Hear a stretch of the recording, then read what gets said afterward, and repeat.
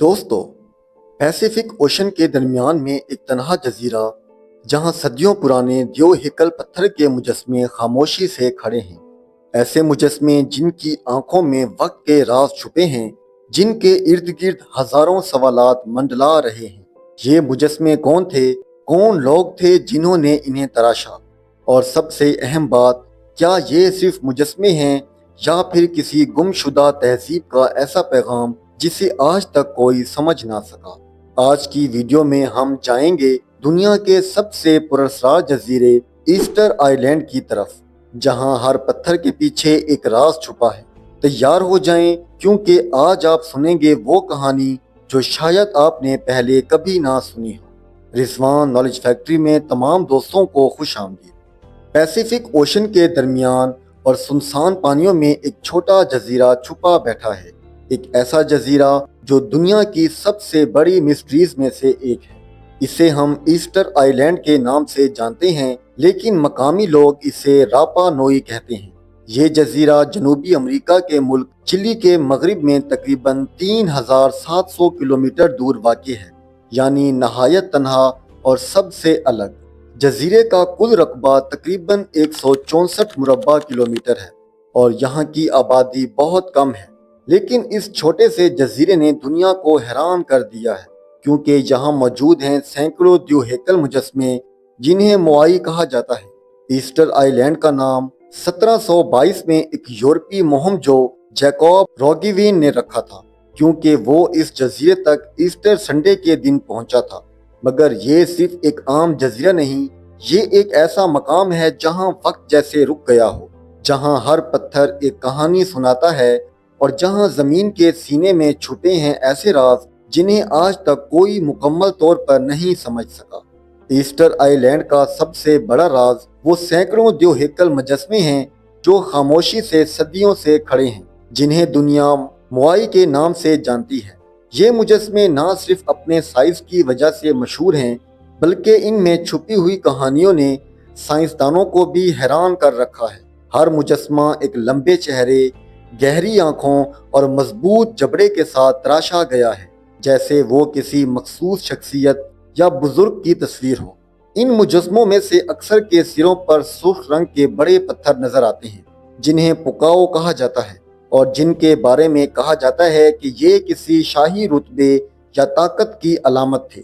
ये हैरानकुन मुजस्मे सिर्फ चेहरे नहीं, बल्कि मुकम्मल जिस्म रखते हैं जो वक्त गुजरने के साथ जमीन में दफन होते गए, और दुनिया को ये गुमान होने लगा कि ये सिर्फ सर ही हैं। लेकिन जब माहिरीन आसार कदीमा ने खुदाई की तो इंकशाफ हुआ कि ये मुजस्मे सर से पांव तक मुकम्मल बनाए गए थे। इनकी लंबाई बाज़ जगहों पर 30 फुट से भी ज्यादा है और वजन 80 टन तक पहुंचता है। सबसे बड़ा मुजस्मा जो अभी तक मुकम्मल नहीं हो सका, अगर मुकम्मल कर लिया जाता तो इसकी लंबाई 70 फुट से जायद होती और ये दुनिया के सबसे बड़े पत्थर के मुजस्मों में शामिल हो सकता था।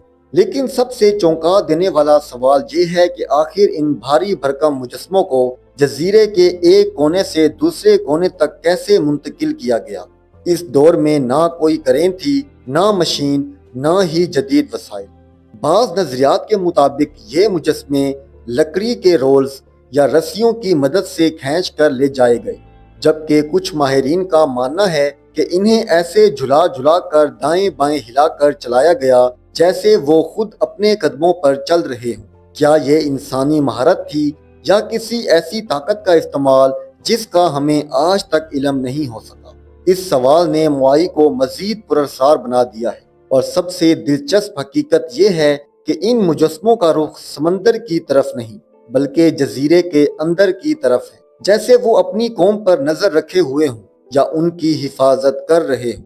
सिर्फ एक जगह आहो अकीवे पर 7 मुजस्मे ऐसे हैं जो समंदर की तरफ रुख किए खड़े हैं, जिनके बारे में रवायत है कि ये इन 7 इंसानों की नुमाइंदगी करते हैं जो इस जजीरे पर सबसे पहले आए थे। क्या ये महज कहानियां हैं या फिर इनमें कोई रूहानी हकीकत छुपी है? मोआई मुजस्मे सिर्फ पत्थर की बनावट नहीं, ये एक पैगाम है, एक खोई हुई तहजीब का निशान, एक सदियों पुराना राज और शायद एक ऐसी ताकत की अलामत جو وقت گزرنے کے بعد بھی مٹی میں دفن ہو کر بھی انسان کو حیران کرتی ہے۔ یہ مجسمے خود بخود زمین سے نہیں اگے، نہ ہی آسمان سے ٹپک کر آ گئے، بلکہ ان کے پیچھے تھی ایک ایسی تہذیب جس کی محنت اور فنکاری آج بھی انسانی عقل کو حیرت میں ڈال دیتی ہے۔ ان مجسموں کو بنانے والے لوگ راپا نوئی کہلاتے ہیں، ایک قدیم پولینیشیائی نسل جو سینکڑوں سال پہلے ہزاروں میل دور سمندر کے پار سے کشتیوں کے ذریعے اس ویران جزیرے پر پہنچے۔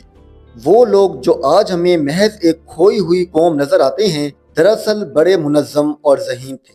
ان کے پاس نہ صرف پتھر تراشنے کی حیرت انگیز مہارت تھی، بلکہ وہ سماجی طور پر اس قدر منقسم تھے کہ ہر قبیلہ اپنے اپنے بزرگوں یا رہنماؤں کی یادگار کے طور پر موئی مجسمے تیار کرواتا۔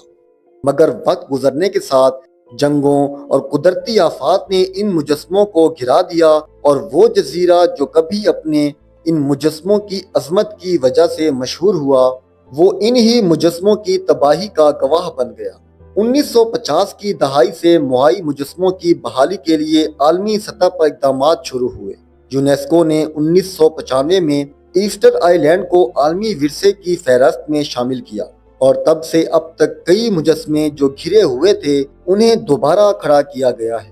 ان مجسموں کی اصل حالت میں بحالی کی کوششیں کی جا رہی ہیں تاکہ وہ اگلی نسلوں تک پہنچ سکیں۔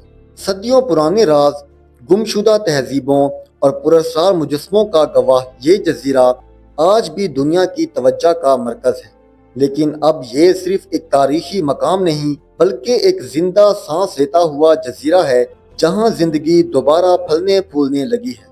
یہاں کی مقامی آبادی جو زیادہ تر راپا نوئی نسل سے تعلق رکھتی ہے، سیاحت، ثقافتی سرگرمیوں اور دستکاریوں کے ذریعے اپنی زندگی بسر کرتی ہے۔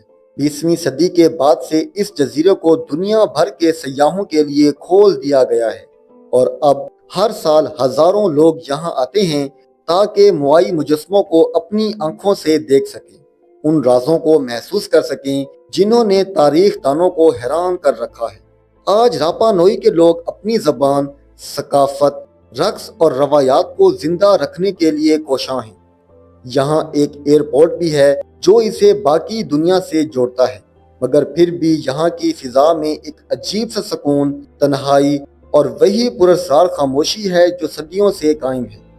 آج ایسٹر آئی لینڈ صرف ایک جزیرہ نہیں، یہ وقت کا وہ دروازہ ہے جس کے دونوں طرف تاریخ بھی ہے اور مستقبل بھی۔ موئی مجسموں کی عجیب و غریب تاریخ، جزیرے کی قدرتی آفات اور ان کی دوبارہ بحالی ہمیں یہ سوچنے پر مجبور کرتی ہے کہ ہم اپنے ثقافتی ورثے اور قدرتی وسائل کو کس طرح بچا سکتے ہیں۔ تو دوستو، آپ کا کیا خیال ہے؟ کیا آپ کو لگتا ہے کہ موئی مجسموں کی اصل کہانی ابھی تک مکمل طور پر حل ہو چکی ہے؟ اپنے خیالات کو کمنٹس میں شیئر کریں، اور اگر آپ کو یہ ویڈیو پسند آئی ہو تو لائک کریں اور چینل کو لازمی سبسکرائب کریں۔ ملتے ہیں اگلی ویڈیو میں۔ شکریہ، اللہ حافظ۔